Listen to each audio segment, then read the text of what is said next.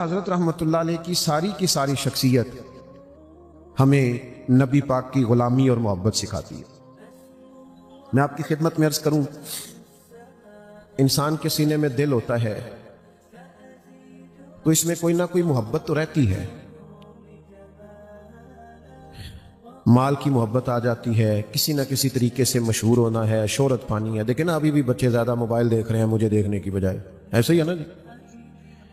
تو اب یہ سارا شوق لگ گیا ہے کہ کسی طریقے سے کوئی صورت بنے، بلکہ بڑے بڑے سیانے بندے سوشل میڈیا پہ معروف ہونے کے لیے ایسے کام کرتے ہیں جو ان کی شخصیت سے میچ نہیں کرتا۔ محسوس ہوتا ہے کہ یار آپ کا قد کاٹ بڑا ہے، یہ آپ کے شایان شان نہیں جو آپ نے کیا۔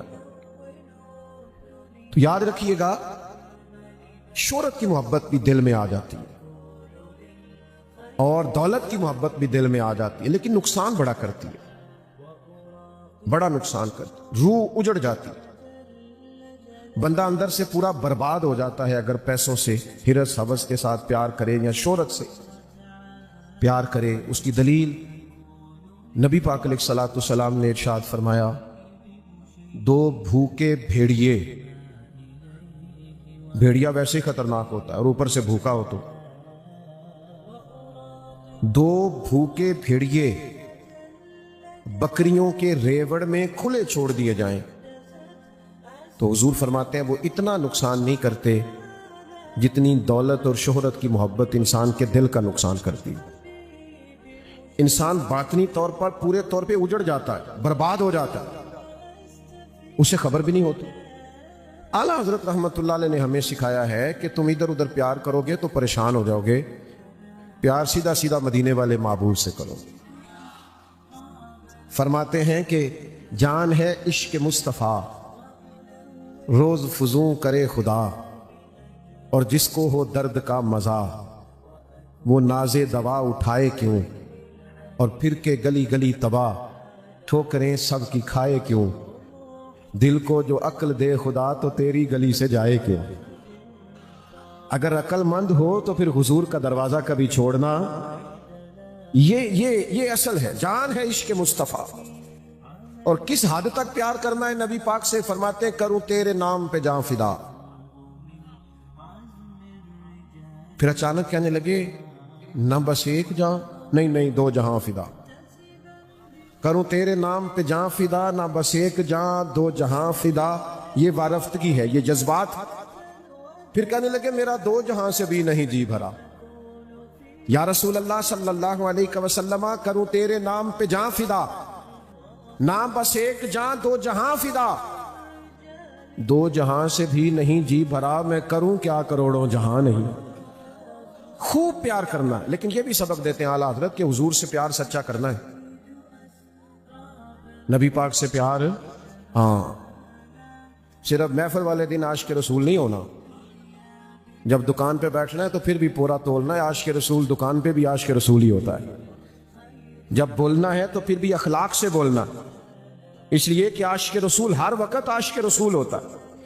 یہ عشق جہتوں کا پابند نہیں ہوتا کہ جناب جب محفل آئی تو کسی سے ادھار ٹوپی لے کے عاشق رسول ہو گئے، اور جب جناب لڑائی ہوئی تو پھر بھول ہی گئے کہ میں تو عاشق رسول تھا، مجھے تو معاف کرنے کا حکم دیا گیا تھا، مجھے تو یہ سبق تھا کہ تو نے درگزر کرنا ہے۔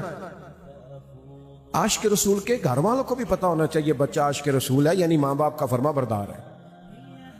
عاشق رسول کی گھر والی بھی قائل ہو کہ یہ عاشق رسول ہے، یہ کبھی بھی اپنی گھر والے کی توہین نہیں کرتا۔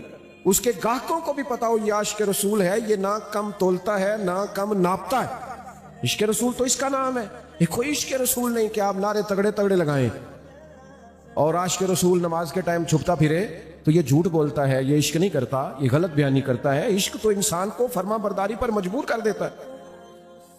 حضرت عثمان غنی رضی اللہ تعالیٰ عنہ نے ایک جگہ وضو فرمایا، وضو کر کے کھڑے ہوئے تو مسکرانے لگے۔ اب سیانا بیانا بندہ ہنسنے لگے تو لوگ پوچھتے تو ہے نا خیر ہے، ہنس رہے ہیں خیر ہے۔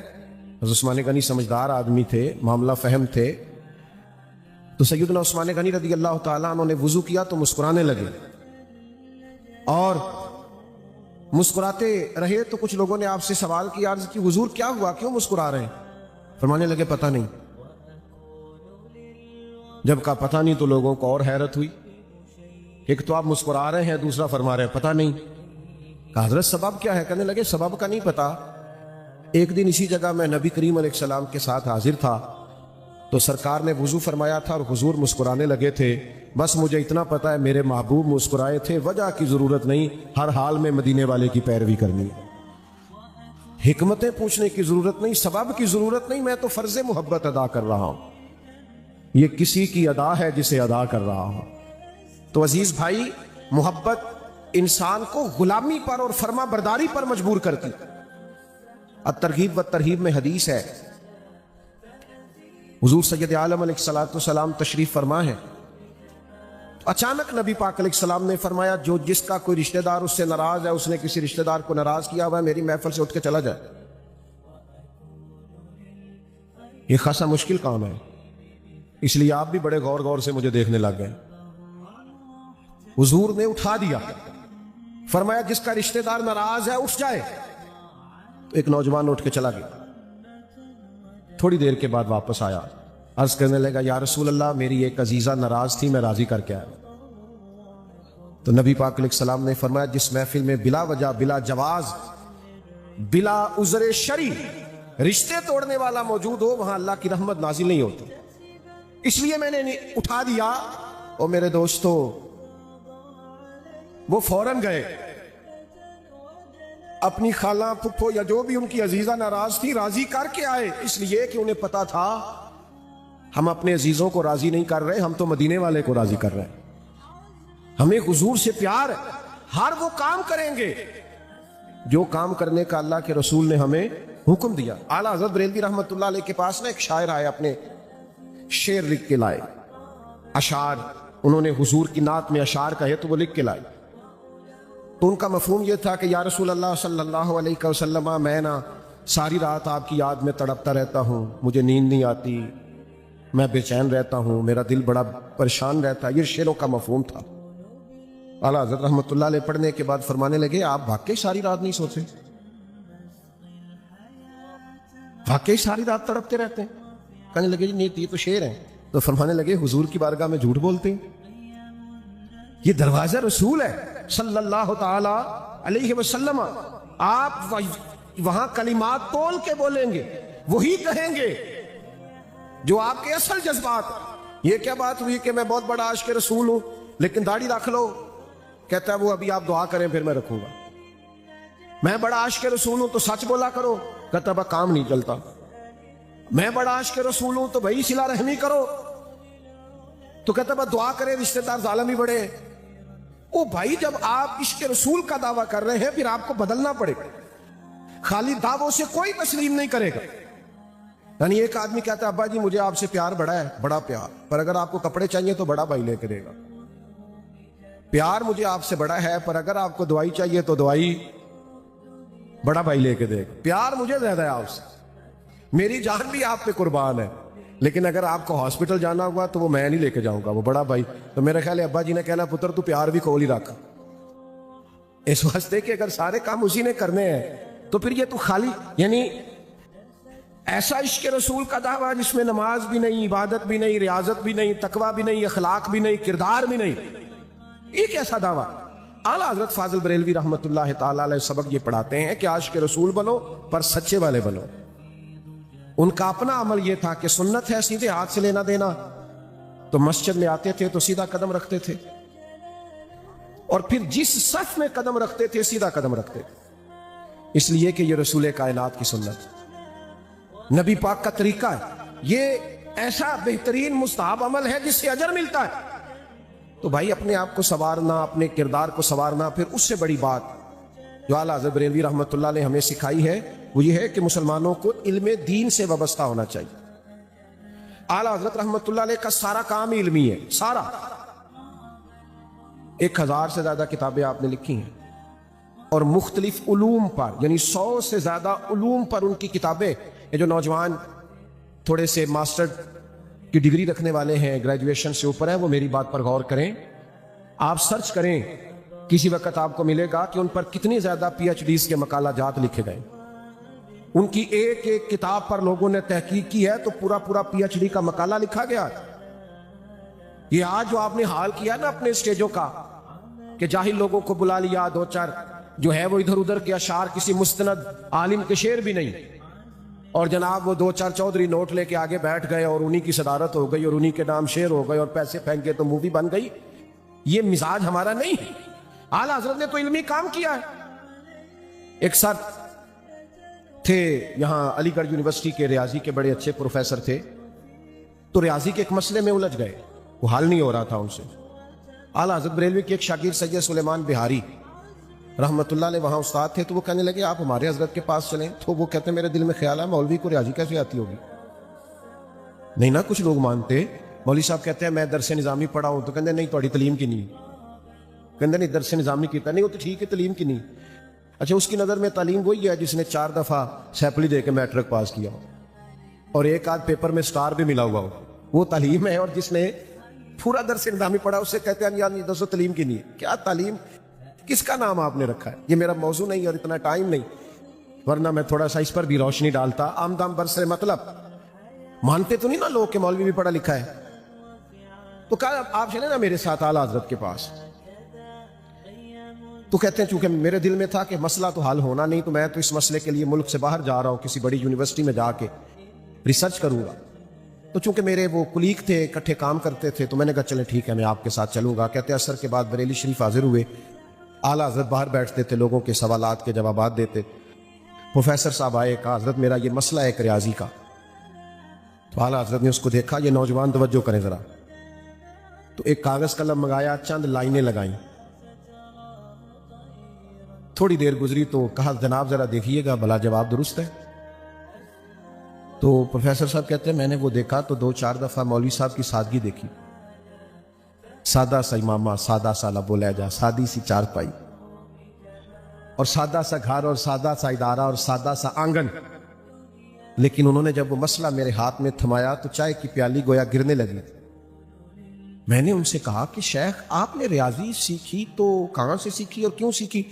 کہنے لگے نہیں ہم نے ریاضی کو سیکھنی تھی، ہم نے تو قرآن و سنت سیکھا. تو حضرت پھر یہ کیا ہے؟ فرمانے لگے وہ وراثت کے مسئلے حل کرنے ہوتے ہیں نا. کسی شخص کا انتقال کتنا ملے گا، تو پھر بیوی زندہ ہے تو کتنا ملے گا، تو اگر بیٹی نہیں ہے صرف بیٹے ہیں تو کیا ملے گا.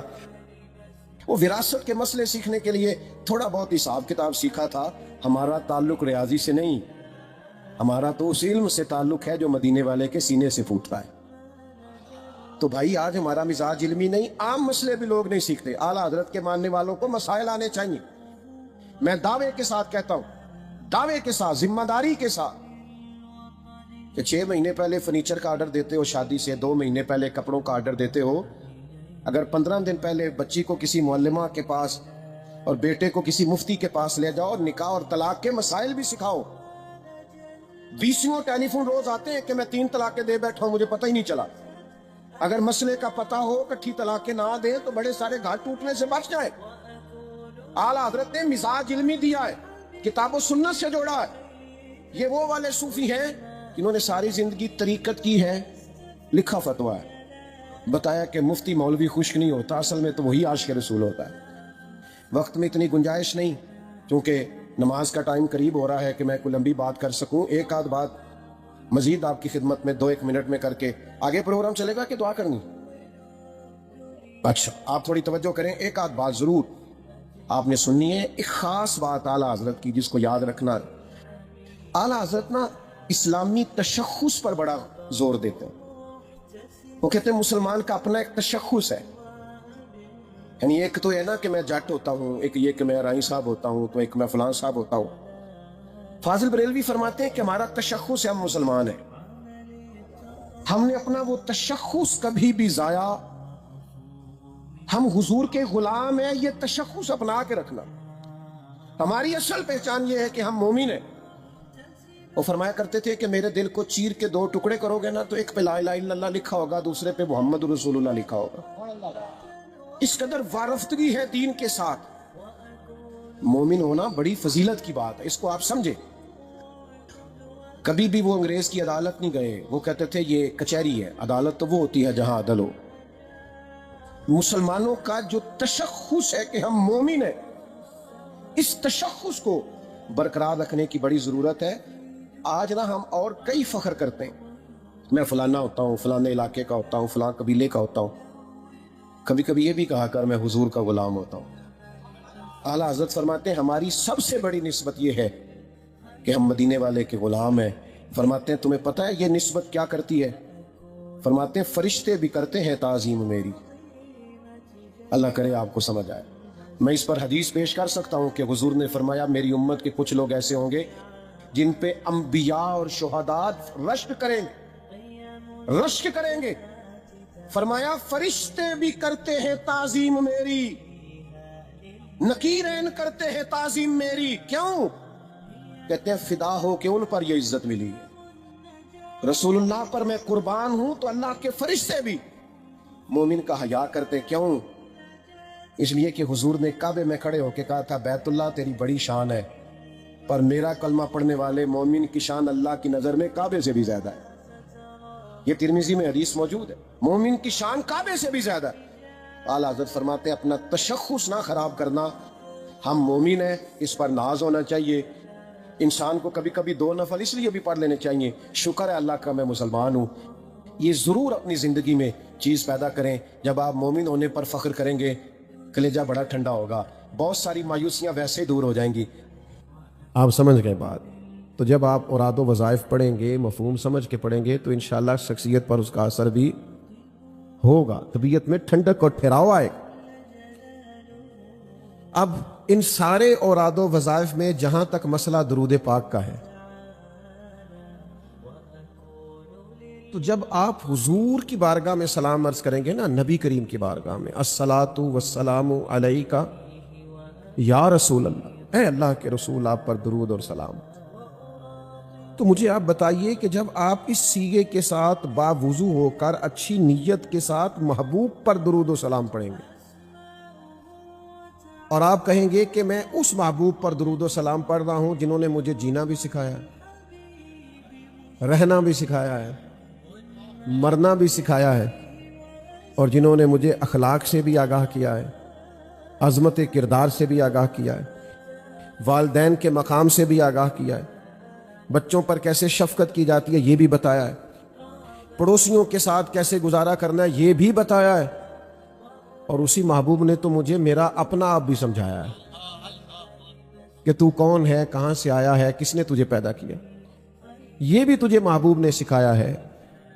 اور رب کریم سے بھی تیرا تعلق نبی کریم نہیں بنایا ہے۔ اب اس تصور کے ساتھ جب آپ درود پاک پڑھیں گے تو کس شان سے آپ سلام عرض کریں گے، سلام عرض کریں، اور پھر لطف کیا ہے، سرور کیا ہے کہ اللہ فرماتا ہے یہ جو تم درود پڑھتے ہو نا، تو میں بھی اپنے نبی پہ درود بھیجتا ہوں، میرے فرشتے بھی بھیجتے ہیں۔ جب اللہ اور فرشتے بھیجیں تو پھر تو معاملہ ہی اور ہے، رب کا درود بھیجنے کے بعد کسی اور کی ضرورت نہیں رہ جاتی۔ یہ جو ہمیں حکم دیا گیا ہے تو یہ ہماری سعادت کے لیے دیا گیا، یہ ہماری سعادت کے لیے کہ ہم پر کرم ہو۔ دیکھو جب آپ درود پاک پڑھتے ہیں نا تو آپ کے ارد گرد رحمت کا اظہار ہوتا ہے، آپ رحمت میں نہا جاتے ہیں، آپ کے چاروں جانب کرم ہی کرم ہوتا ہے۔ تو مجھے بتائیے جب چاروں جانب رحمت ہوگی تو کوئی بیماری رہ جائے گی؟ بے روزگاری، بے برکتی، بے سکونی، کوئی تلخی، کوئی طبیعت کے اندر کسی قسم کی بے قراری رہ ہی نہیں جائے گی۔ کیوں؟ حضور نے فرمایا تو ایک بار درود پڑھ رب 10 بار رحمت کرے گا۔ اصل میں نا آپ روز باتیں سنتے ہیں نا ہم دین کی، تو ہم کبھی غور نہیں کرتے کہ بھلا یہ بات کیا ہے۔ یہ کبھی تھوڑا سا تجربہ کرنا، کسی کو 1 روپے پہ 2 ملنے لگ جائے نا، ہو سکتا ہے وہ مکان بیچ کے بھی دے دے، کہتے 1 دے 2 ملن ڈائر ہے، میں نے گھر بھی نہیں رہنا، یہ بھی میں نے لگا دینا، انویسٹ کر دینا، تو ڈبل ہو رہا ہے۔ کسی کو پتہ چل جائے 3 گنا مل رہا ہے تو لوگ کہتے ہیں یار یہ نہیں ہوتا، آپ کیسی بات کرتے ہیں، 3 گنا پروفٹ کیسے آ سکتی ہے؟ آپ نے پیسہ انویسٹ کیا ہے 10 روپے اور آپ کو مل رہے ہیں 40، یہ کیسے ہو سکتا ہے؟ ممکن کیسے؟ بڑا مشکل کام ہے۔ آپ دیکھ لیں لگا کے، لوگ بہت بڑی انویسٹمنٹ کرتے ہیں تو اس کے بعد محض گزارا ہوتا ہے، لیکن یہ کریم کا کرم تو دیکھو۔ یعنی آپ کسی کو ایک بار سلام کہیں، ادھر دیکھو میری طرف، اس نے کہا 10 دفعہ کبھی وعلیکم السلام کہا ہے؟ ہوتا ہی نہیں بھائی، کوئی ایک بار کہہ دے تو مہربانی، لیکن اس کریم کا کرم تو دیکھو، فرمایا تو ایک بار درود پڑھ، تیرے اوپر 10 بار رحمت کی جائے گی اور تیرے 10 گناہ معاف کر دیے جائیں گے۔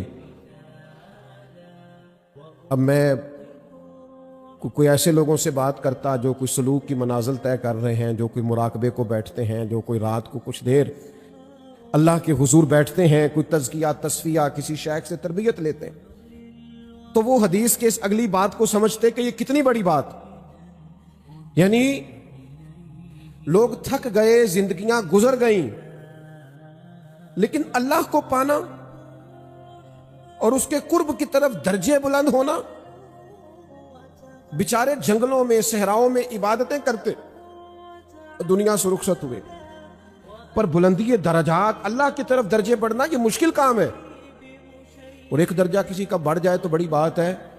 حضور فرماتے ہیں تو ایک بار درود پڑھ، 10 رحمتیں نازل ہوں گی، 10 گناہ معاف ہوں گے اور 10 درجے بلند ہوں گے۔ تو سارا تصوف تو درود میں آ گیا، ساری طریقت تو درود و سلام میں آ گئی، معرفت ساری تو یہاں آ گئی کہ تو ایک بار درود پڑھ 10 درجے بلند ہو جائیں گے۔ ہم نہ توجہ نہیں کرتے، بعض چیزیں بڑی پرافٹ والی ہیں پر ہم اس پر توجہ نہیں سمجھ آئی گل دی۔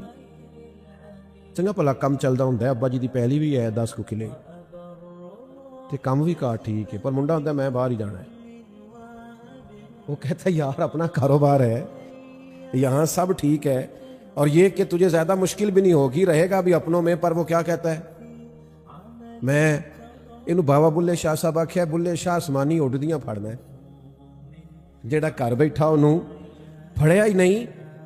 آپ کہتے ہیں میں نے وہ فلاں بڑی جگہ پہ جانا ہے اور وہاں جا کر کے میں نے وہ بلند مقام حاصل کرنا ہے، تو میرے عزیز آپ یہ تو غور فرمائیں کہ آپ تو درود و سلام پڑھیں تو آپ کو درجات مل رہے ہیں، آپ پر کرم ہو رہا ہے، عطائیں ہو رہی ہیں، شرط کیا ہے؟ اخلاص کے ساتھ، للہیت کے ساتھ۔ درود شریف پڑھ لینا ایک دفعہ، الصلاۃ والسلام علیک یا رسول اللہ وعلی آلک و اصحابک۔ بس ایک دو بات عرض کر کے اپنی بات کو ختم کرنے لگا ہوں، غور فرمائیے گا۔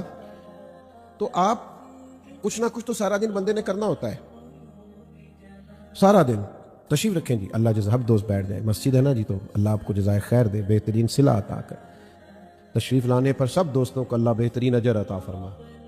گرمی چونکہ زیادہ ہو رہی ہے تو میرا خیال ہے بات جلدی سمیٹ دی جائے۔ بھائی یاد رکھیں سارا دن کچھ نہ کچھ تو کرنا ہے، انسان کی طبیعت کچھ دیر کا سکون مانگتی ہے، اس کی طبیعت کچھ دیر کا وقفہ مزاج ہوتا ہے۔ آپ کو پتہ ہے اسلام نے 24 گھنٹے عبادت ضروری کیوں نہیں قرار دی؟ دن میں 5 وقت آپ تھوڑا تھوڑا ٹائم نکال کے آئیں تاکہ آپ تسلی سے، یعنی کچھ صحابہ نے کہا تھا، بخاری مسلم میں حدیث ہے کہ ہمارا دل کرتا ہے ہم ہر روز ساری رات نفل پڑھیں اور ہر روز نفلی روزہ رکھیں، تو نبی پاک علیہ السلام نے منع فرما دیا، فرمایا میں تم سب سے زیادہ رب کو جانتا ہوں اور میں تم سب سے زیادہ اللہ سے ڈرتا ہوں، میں روزہ بھی رکھتا ہوں، چھوڑتا بھی ہوں، میں رات کو آرام بھی کرتا ہوں، عبادت بھی کرتا ہوں۔ حضور فرمانے لگے تمہارے جسم کا بھی تم پہ حق ہے، تمہاری آنکھ کا بھی تم پہ حق ہے۔ مجھ سے آپ ناراض نہ ہونا، یہ جو لوگ بہت بزنس کرتے ہیں نا، بہت ہی زیادہ، آپ کا خیال ہوتا ہے بڑے سخی لوگ ہیں، لیکن جتنا کام پھیل جاتا ہے اتنا بندہ بھی پھیل جاتا ہے، آزمائش میں آ جاتا ہے۔ 4 موبائل ہیں، کسی کو کوئی بات سنا رہے ہیں، حافظے کمزور ہو جاتے ہیں، ذہن کام کرنا چھوڑ جاتا ہے، اب طبیعت بریک مانگتی ہے کچھ تھوڑا۔ آپ کو پتہ ہے یہ لوگ کیوں جاتے ہیں 4 دن میں ٹھنڈی جگہ پہ رہا ہوں، یہ 10 دن میں ذرا تھوڑا ادھر نکل جاؤں، کیوں؟ سکون چاہتے ہیں۔ سکون کہاں ہے؟ اللہ کہتا ہے تو میرے نبی پاک پہ درود پڑھ،